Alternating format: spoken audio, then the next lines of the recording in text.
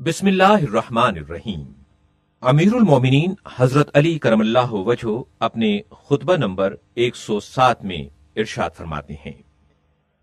ہر چیز اس کے سامنے عاجز و سرنگوں اور ہر شے اس کے سہارے سے وابستہ ہے۔ وہ ہر فقیر کا سرمایہ، ہر ذلیل کی آبرو، ہر کمزور کی توانائی اور ہر مظلوم کی پناہ گاہ ہے۔ جو کہے اس کی بات بھی وہ سنتا ہے، جو چپ رہے اس کے بھید سے بھی وہ آگاہ ہے۔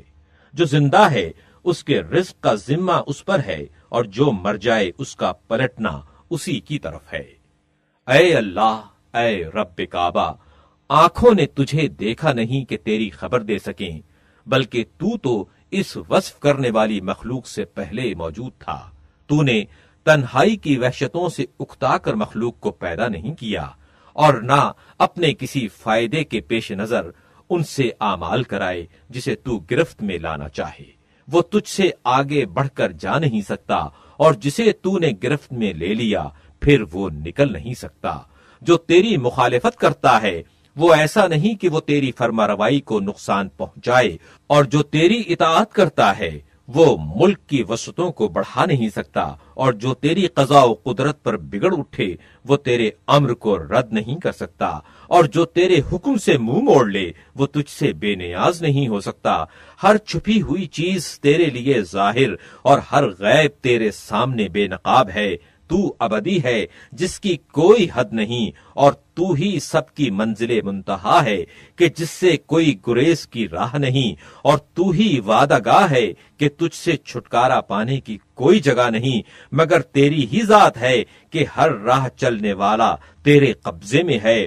اور ہر ذی روح کی بازگشت تیری طرف ہے۔ سبحان اللہ، یہ تیری کائنات جو ہم دیکھ رہے ہیں کتنی عظیم الشان ہے، اور تیری قدرت کے سامنے ان کی عظمت کتنی کم ہے، اور یہ تیری بادشاہت جو ہماری نظروں کے سامنے ہے کتنی پرشکو ہے، لیکن تیری اس سلطنت کے مقابلے میں جو ہماری نگاہوں سے اوجھل ہے کتنی حقیر ہے، اور دنیا میں یہ تیری نعمتیں کتنی کامل و ہماگیر ہیں، مگر آخرت کی نعمتوں کے سامنے وہ کتنی مختصر ہیں۔ امیر المومنین حضرت علی کرم اللہ وجہہ اپنے اسی خطبے میں فرماتے ہیں، تو نے فرشتوں کو آسمانوں میں بسایا اور انہیں زمین کی سطح سے بلند رکھا۔ وہ سب مخلوق سے زیادہ تیری معرفت رکھتے ہیں، اور وہ سب سے زیادہ تجھ سے ڈرتے ہیں، اور سب سے زیادہ تیرے مقرب ہیں۔ نہ وہ صلبوں میں ٹھہرے، نہ شکموں میں رکھے گئے، نہ ذلیل پانی نطفے سے ان کی پیدائش ہوئی،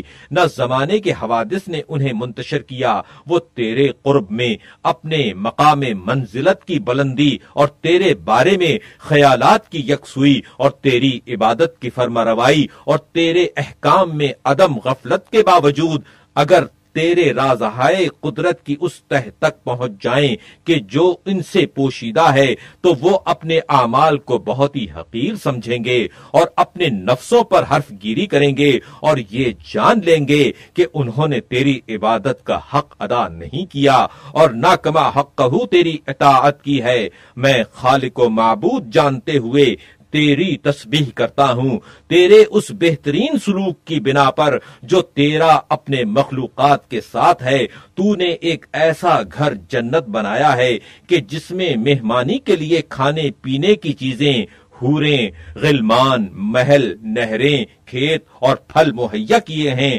پھر تو نے ان نعمتوں کی طرف دعوت دینے والا بھیجا، مگر نہ انہوں نے بلانے والے کی آواز پر لبیک کہی، اور نہ ان چیزوں کی طرف راغب ہوئے جن کی تو نے رغبت دلائی تھی، اور نہ ان چیزوں کے مشتاق ہوئے جن کا تو نے اشتیاق دلایا تھا۔ وہ تو اسی مردار دنیا پر ٹوٹ پڑے کہ جسے نوچ کھانے میں اپنی عزت آبرو گنوا رہے تھے اور اس کی چاہت پر ایکا کر لیا تھا۔ جو شخص کسی شے سے بے تحاشا محبت کرتا ہے تو وہ اس کی آنکھوں کو اندھا، دل کو مریض کر دیتی ہے۔ وہ دیکھتا ہے تو بیمار آنکھوں سے، سنتا ہے تو نہ سننے والے کانوں سے۔ شہوتوں نے اس کی عقل کا دامن چاک کر دیا اور دنیا نے اس کے دل کو مردہ بنا دیا ہے، اور اس کا نفس اس پر مر مٹا ہے۔ یہ دنیا کا اور ان لوگوں کا کہ جن کے پاس کچھ بھی وہ دنیا ہے، بندہ و غلام بن گیا،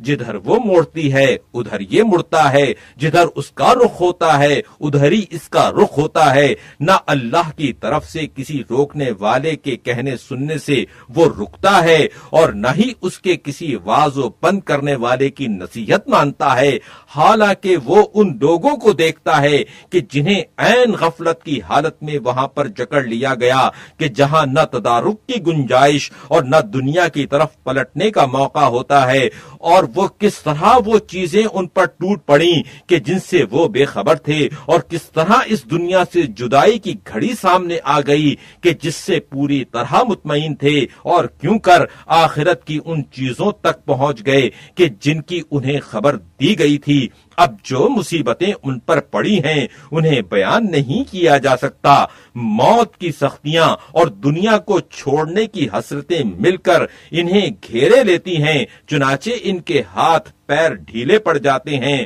اور رنگتیں بدل جاتی ہیں، پھر ان کے اعضاء میں موت کی دخل اندازیاں بڑھ جاتی ہیں۔ کوئی ایسا ہوتا ہے کہ پہلے اس کی زبان بند ہو جاتی ہے، در صورت یہ کہ اس کی عقل درست اور ہوش و حواس باقی ہوتے ہیں۔ وہ اپنے گھر والوں کے سامنے پڑا ہوا اپنی آنکھوں سے دیکھتا ہے اور اپنے کانوں سے سنتا ہے، اور ان چیزوں کو سوچتا ہے کہ جن میں اس نے اپنی عمر گنوا دی ہے اور اپنا زمانہ گزار دیا ہے، اور اپنے جمع کیے ہوئے مال و متاع کو یاد کرتا ہے کہ جس کے طلب کرنے میں جائز و ناجائز سے آنکھیں بند کر لی تھیں، اور جسے صاف اور مشکوک ہر طرح کی جگہوں سے حاصل کیا تھا، اس کا وبال اپنے سر لے کر اسے چھوڑ دینے کی تیاری کرنے لگا۔ وہ مال اب اس کے پچھلوں کے لیے رہ جائے گا، اور وہ اس سے عیش و آرام کریں اور گل چھڑے اڑائیں۔ اس طرح وہ دوسروں کو تو بغیر ہاتھ پیر ہلائے یوں ہی مل گیا، لیکن اس کا بوجھ اس کی پیٹھ پر رہا، اور یہ اس مال کی وجہ سے ایسا گروی ہوا ہے کہ بس اپنے کو چھڑا نہیں سکتا۔ مرنے کے وقت یہ حقیقت جو کھل کر اس کے سامنے آ گئی تو ندامت سے وہ اپنے ہاتھوں کو کاٹنے لگتا ہے، اور عمر بھر جن چیزوں کا طلبگار رہا تھا اب ان سے کنارہ ڈھونڈتا ہے، اور یہ تمنا کرتا ہے کہ جو اس مال کی وجہ سے اس پر رشک اور حسد کیا کرتے تھے، کاش کہ وہی اس مال کو سمیٹتے۔ اب موت کے تصرفات اس کے جسم کی طرف بڑھ رہے ہیں، یہاں تک کہ زبان کے ساتھ ساتھ کانوں پر بھی موت چھا گئی۔ گھر والوں کے سامنے اس کی یہ حالت ہوتی ہے کہ نہ زبان سے بول سکتا ہے، نہ کانوں سے سن سکتا ہے، آنکھیں گھما گھما کر ان کے چہروں کو تکتا ہے، ان کی زبانوں کی جنبشوں کو دیکھتا ہے، لیکن بات چیت کی آوازیں نہیں سن پاتا۔ اور پھر اس سے موت اور لپٹ گئی کہ اس کی آنکھوں کو بھی بند کر دیا، جس طرح اس کے کانوں کو بند کیا تھا، اور اس کی روح اس کے جسم سے مفارقت کر گئی۔ اب وہ گھر والوں کے سامنے ایک مردار کی صورت میں پڑا ہوا ہے کہ اس کی طرف سے انہیں وحشت ہوتی ہے، اور اس کے پاس پھٹکنے سے وہ دور بھاگتے ہیں۔ وہ نہ رونے والوں کی کچھ مدد کر سکتا ہے، نہ پکارنے والے کو جواب دے سکتا ہے۔ پھر اسے اٹھا کر زمین میں جہاں اس کی قبر بننا ہے لے جاتے ہیں، اور اسے اس کے حوالے کر دیتے ہیں کہ اب وہ جانے اور اس کا کام جانے، اور اس کی ملاقات سے ہمیشہ کے لیے منہ موڑ لیتے ہیں، یہاں تک کہ نوشتہ تقدیر اپنی میعاد کو اور حکم الہی اپنی مقررہ حد کو پہنچ جائے گا، اور پچھلوں کو اگلوں کے ساتھ ملا دیا جائے گا، اور فرمان قضا پھر سرے سے پیدا کرنے کا ارادہ لے کر آئے گا، تو وہ آسمانوں کو جنبش میں لائے گا اور انہیں پھاڑ دے گا، اور زمین کو ہلا ڈالے گا اور اس کی بنیادیں کھوکھلی کر دے گا، اور پہاڑوں کو جڑ بنیاد سے اکھیڑ دے گا، اور اس کے جلال و ہیبت اور قہر و غلبے کی دہشت سے آپس میں یہ پہاڑ ٹکرانے لگیں گے، اور زمین کو ہلا ڈالے گا اور اس کی بنیادیں کھوکھلی کر دے گا، اور پہاڑوں کو جڑ بنیاد سے اکھاڑ دے گا، اور وہ اس کے جلال و ہیبت اور قہر و غلبے کی دہشت سے آپس میں ٹکرانے لگیں گے۔ وہ زمین کے اندر سے سب کو نکالے گا اور انہیں سڑ گل جانے کے بعد پھر اثر نو تر و تازہ کرے گا اور متفرق و پراگاندہ ہونے کے بعد پھر یکجا کر دے گا اور پھر ان کے چھپے ہوئے اعمال اور پوشیدہ کارگزاریوں کے متعلق پوچھ گچھ کرنے کے لیے انہیں جدا جدا کرے گا اور انہیں دو حصوں میں بانٹ دے گا، ایک کو وہ انعام و اکرام دے گا اور ایک سے انتقام لے گا۔ جو فرما بردار تھے انہیں جزا دے گا کہ وہ اس کے جوار رحمت میں رہیں اور اپنے گھر میں انہیں ہمیشہ کے لیے ٹھہرا دے گا کہ جہاں اترنے والے پھر کوچ نہیں کیا کرتے اور نہ ان کے حالات عدلتے بدلتے رہتے ہیں اور نہ انہیں گھڑی گھڑی خوف ستاتا ہے، نہ بیماریاں ان پر آتی ہیں، نہ انہیں خطرات درپیش ہوتے ہیں اور نہ انہیں سفر ایک جگہ سے دوسری جگہ لیے پھرتے ہیں، اور جو نافرمان ہوں گے انہیں ایک برے گھر میں پھینکے گا اور ان کے ہاتھ گردن سے کس کر باندھ دے گا اور ان کی پیشانیوں پر لٹکنے والے بالوں کو قدموں سے جکڑ دے گا اور انہیں تار کول کی قمیضیں اور آگ سے قطع کیے ہوئے کپڑے پہنائے گا، یعنی ان پر تیل چھڑک کر آگ میں جھونک دے گا۔ وہ ایسے عذاب میں ہوں گے کہ جس کی تپش بڑی سخت ہوگی، اور ایسی جگہ میں ہوں گے کہ جہاں ان پر دروازے بند کر دیے جائیں گے، اور ایسی آگ میں ہوں گے کہ جس میں تیز شرارے، بھڑکنے کی آوازیں، اٹھتی ہوئی لپٹیں، ہولناک چیخیں ہوں گی۔ اس میں ٹھہرنے والا نکل نہ سکے گا اور نہ ہی اس کے قیدیوں کو فدیہ دے کر چھڑایا جا سکتا ہے اور نہ ہی ان کی بیڑیاں ٹوٹ سکتی ہیں۔ اس گھر کی کوئی مدت مقرر نہیں ہے کہ اس کے بعد مٹ جائے، نہ رہنے والوں کے لیے کوئی مقررہ میعاد ہے کہ وہ پوری ہو جائے۔